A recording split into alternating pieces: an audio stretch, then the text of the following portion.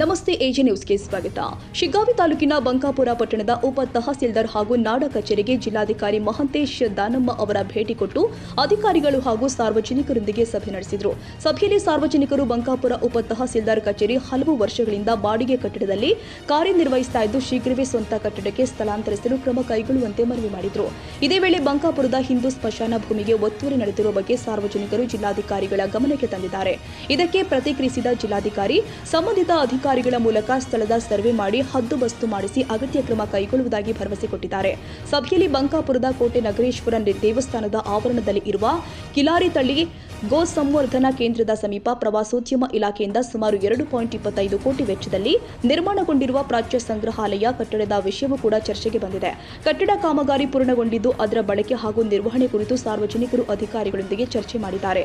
ಈ ಸಂದರ್ಭದಲ್ಲಿ ಉಪವಿಭಾಗದ ಅಧಿಕಾರಿ ವಿಜಯಕುಮಾರ್, ತಹಸೀಲ್ದಾರ್ ಯಲ್ಲಪ್ಪ ಗುನ್ನೆನವರ್, ಬಂಕಾಪುರ ಉಪ ತಹಸೀಲ್ದಾರ್ ವಿವಿ ಕುಲಕರ್ಣಿ, ಎಸ್ಕೆ ಖೋತ್ ಸೇರಿ ವಿವಿಧ ಇಲಾಖೆಗಳ ಅಧಿಕಾರಿಗಳು ಹಾಗೂ ಸಿಬ್ಬಂದಿ ಉಪಸ್ಥಿತರಿದ್ದರು.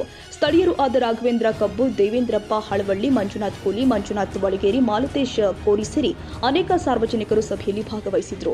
Raviraj Samshi, Shiggaon, AJ news.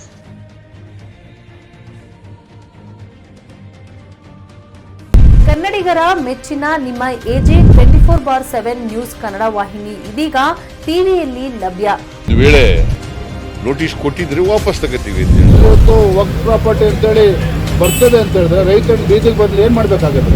ಯಾರು ವೋಟ್ ಹಾಕಿಲ್ಲ ಅಂದ್ರೆ ಗ್ಯಾರಂಟಿನೆಲ್ಲ ಸ್ಟಾಪ್ ಮಾಡ್ಬಿಡ್ತೀವಿ.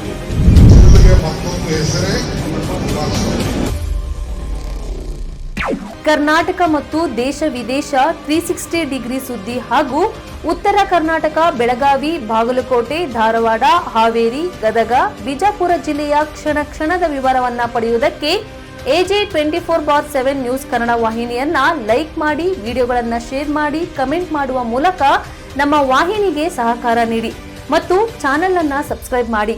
ಧನ್ಯವಾದಗಳು.